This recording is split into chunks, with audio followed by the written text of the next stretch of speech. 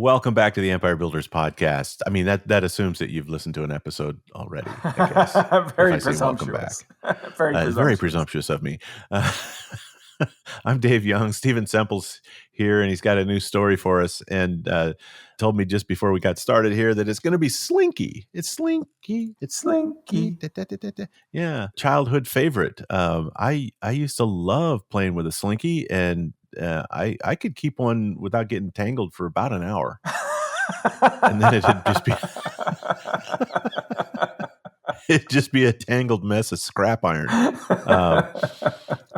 And so I'm going to take a wild guess as to the origins. Okay, go for it. I'm gonna, because I could be completely wrong. I don't have any basis for this other than a hunch, because it feels like almost like the silly putty story. Was he made a thing that was this is stable and it's industrial and it won't hold its shape and it's a virtually no use. Let's let children play with it. And I feel like a spring made out of flat steel that's springy but not springy enough to really help you as a spring. Somebody just said, well, this is kind of fun just to play around with in your hands. Is this an accidental toy, or did somebody set out to say, oh no, we're gonna build a toy out of a spring? You're pretty close. It was started in 1943 by mechanical engineer Richard James, and to date they've sold over 300 million of these things. It was inducted in the Toy Hall of Fame. It's on the Toy Industry Association Century Toy list. And in 1999, Slinky was a U.S. stamp. Really? But the origin goes back to, if you think about 1943, World War II is going on. Yeah. And right? And the control of the sea is critical to supply lines. And Richard James is working on a way to keep sensitive instruments safe at sea. And what his ideas suspend them from springs. Suspend them from torsion springs. And what does he do? He accidentally knocks over one of the springs and it looks like it starts to walk.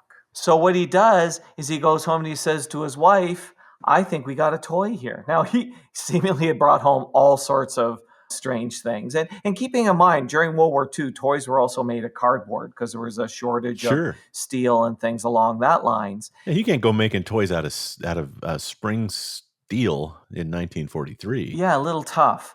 And also the Navy rejects the idea for the equipment, but he continues to tinker with it. And for 2 years, he experiments with different wire. And he finally lands on it's 98 coils of Swedish steel, and it's about 2.5 inches tall. Yeah. And it's Betty who comes up with the name Slinky, because they're running around trying to come up with the name. And Betty was, I think we should call it Slinky. Springy. No, it's stretchy. No. Right. Yeah. Slinky is great. Slinky's a great name. And so they decide to borrow $500 and they make 400 of them.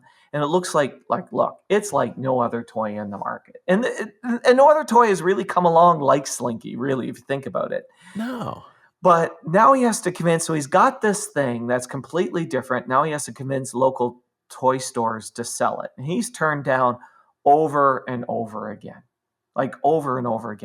So finally it's November of 1945 and it's holiday season. And this is really his last chance. And he manages to talk a Gimbals department store into displaying the toy. And it's funny we forget about Gimbals, but Gimbals used to be a big deal. Yeah. I should have checked if there's still any Gimbals around, but I don't think so. I don't think I ever went to a Gimbals. We had a Gambles, but I don't think that's the same thing. I think it's a knockoff. It's a different one. It is. Yeah. So he gets it into the department store. Christmas is coming and he has not sold one. And he's like, this is not good. So he goes to Gimbals and they let him do a demo of it. On the stairs, I hope. On the escalator, I hope. Well, I think it was an incline that he set up, a board with an incline. In less than 2 hours, he sells all 400. Boom. Yeah. Yeah.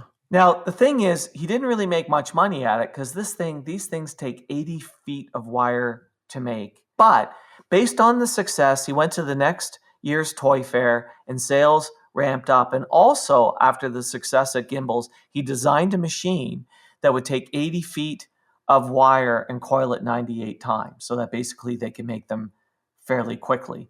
And After the toy fair, sales ramped up so much he had to build 6 machines to fill the demand. Like, it was Well, just, that's pretty cool. yeah. And life is good. They're doing well. They buy this 31-acre estate in a really, really great area. But then, Richard kind of takes his eye off the ball. Sales of Slinky starts to decline. He has an affair. He joins in a religious association. Oh, Richard. He gives away almost all the money. They're close to bankruptcy. And one day he walks away from Betty and everything and goes to live on a missionary in South America. So it's 1963, and Betty's now against the wall. They're close to bankruptcy, Oh, wow. and he's walked out the door. But, remember, Betty's the one who came up with the name Slinky. She's no slouch. Yeah. Betty, I think Betty's the brains of the operation here. And she's going to prove it right now. Stay tuned. We're going to wrap up this story and tell you how to apply this lesson to your business right after this. Hey, Rick, do you ever feel like... Yeah, I do. Spinning my wheels, getting no traction. I was going to say, like, we're part of a computer simulation. Like the Matrix. Oh, I guess. Your business still isn't growing, huh? Nope. Working harder, spending more, going down rabbit holes, but not growing. Exactly. Going through the motions, like Neo at the beginning. Well, you could talk to the host. The guy on this podcast? Sounds like he's figured out all the secrets for growth. I mean, these stories are interesting. It doesn't cost anything to talk to him. That's true. Maybe I should get plugged in. Come on, do it. I want to hear what your ads sound like when they play at the beginning of this podcast. When you say stuff like that, it does sound like we're in the Matrix. Watch this. Take the blue pill, Dave. Let's pick up our story where we left off, and trust me, you haven't missed a thing. She decides to take out a mortgage and gamble everything on a national TV campaign. Again, early 60s, TV still pretty new, hoping to bring it back from the brink. And she decides one of the things that's needed is a jingle. Because Absolutely. top of mind with a jingle embeds the product in the mind. You remember how I opened this episode? That's why I was smiling as you opened the episode. Yeah, and 1963, I mean, that's the year I was born. So I've been around as long as the jingle.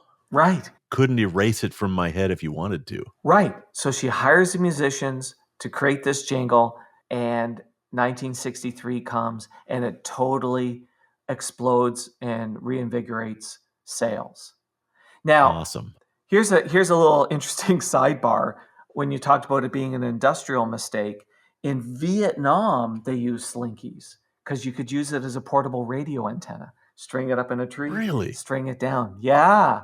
That's Yes. kind of fun. Isn't that kind of crazy?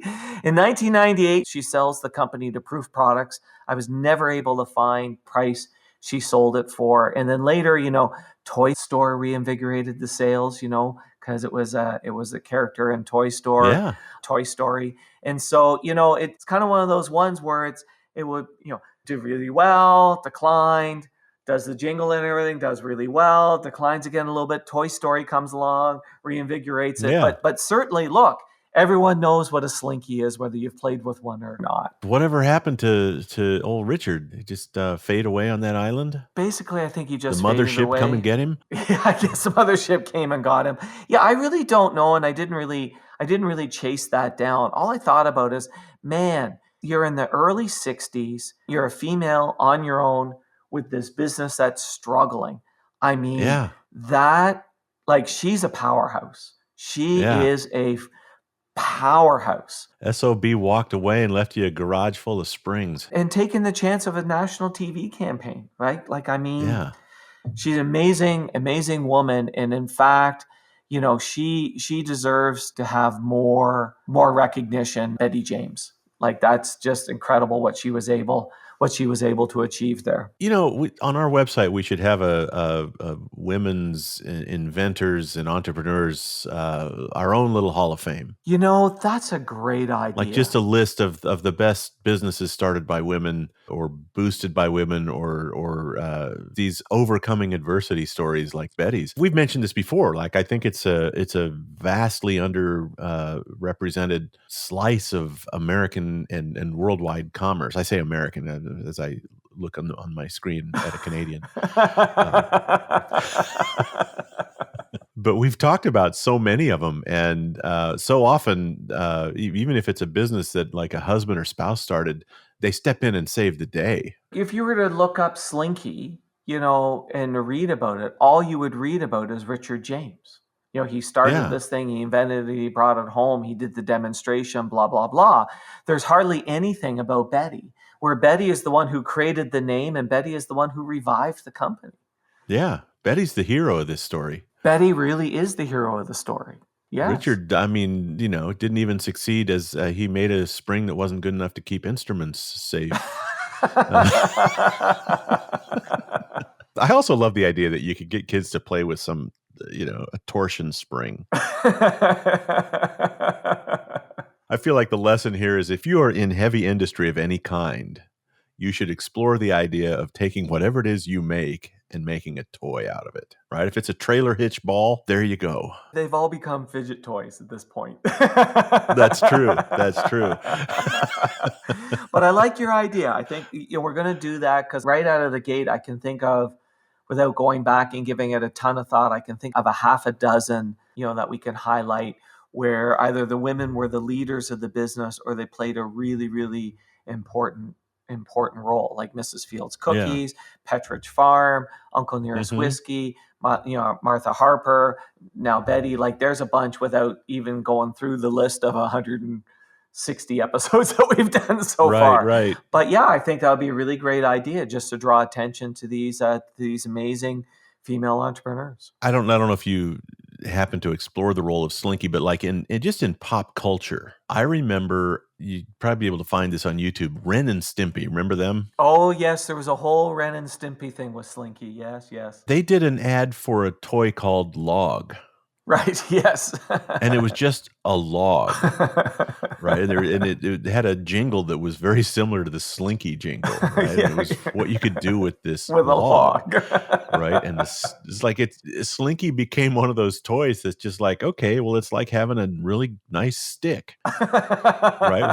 When you're out of anybody that's raised boys knows if you go out on a walk and if you find a really nice stick out on your walk, you probably bring it home with you. Right? It's a nice stick. I've been on walks where I bring sticks, and sometimes you'll trade your stick. You'll come across a better one, and so you leave the first one. I've brought rocks home because, well, that's just a nice darn rock. Slinky is just a spring. my two daughters were such rock collectors that when we came home from a walk, I would have to empty their pockets, and there was piles of rocks beside the front door and back door. And every once in a while, you'd miss one, and you'd hear the washing machine. Oh yeah. Because you're cleaning some damn rocks. I've got about a cubic foot sized piece of lava sitting on my front porch that my daughter, who was in college as a geology student, brought home after we drove across some place that had a lava field. Yeah, but that's just science. That's just science. I mean, it's there to warn the other rocks. So there we go about the story of Slinky, and we've got something new to do on the website. I love the story of Slinky. I'm gonna go get one now. There you go. We just boosted sales some more. Thanks, David. Thank you. Thanks for listening to the podcast. Please share us, subscribe on your favorite podcast app, and leave us a big, fat, juicy 5-star rating and review. And if you have any questions about this or any other podcast episode, email to questions@theempirebuilderspodcast.com.